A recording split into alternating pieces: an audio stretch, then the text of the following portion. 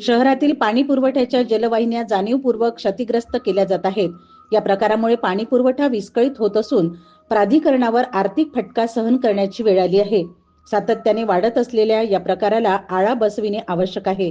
या प्रकाराची चौकशी करावी असे पत्र जीवन प्राधिकरणाचे कार्यकारी अभियंता प्रफुल्ल व्यवहारे यांनी यवतमाळ, औदुतवाडी आणि लोहारा पोलीस ठाण्याच्या पोलीस निरीक्षकांना दिले आहे. या पत्रासोबत क्षतिग्रस्त करण्यात आलेल्या जलवाहिन्यांचे फोटो सुद्धा उपलब्ध करून देण्यात आलेले आहे.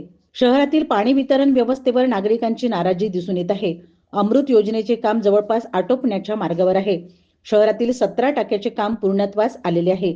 पाणी पुरवठा योजना देखभाल व दुरुस्तीतून ग्राहकांना पाणी पुरवठा केला जातो. मात्र गेल्या काही महिन्यांपासून पाणी पुरवठा वितरण केल्या जाणाऱ्या जलवाहिन्या क्षतिग्रस्त केल्या जात असल्याची बाब प्राधिकरणाच्या निदर्शनास आलेली आहे. पाणीपट्टी वसुलीच्या सामूहिक व इतर वसुलीच्या दिवशी शहरातील बहुतांश भागांमध्ये हा प्रकार उघडकीस आलाय. त्यामुळे प्राधिकरणाला आर्थिक फटका सहन करावा लागतो आहे. त्याचप्रमाणे पाणी पुरवठा विस्कळीत होत असल्यामुळे सर्वसामान्य ग्राहकांच्या रोषाला सुद्धा सामोरे जावे लागत आहे. हा प्रकार जाणीवपूर्वक केल्याचे प्रत्यक्षदर्शनी पाहिल्यानंतर लक्षात येत आहे.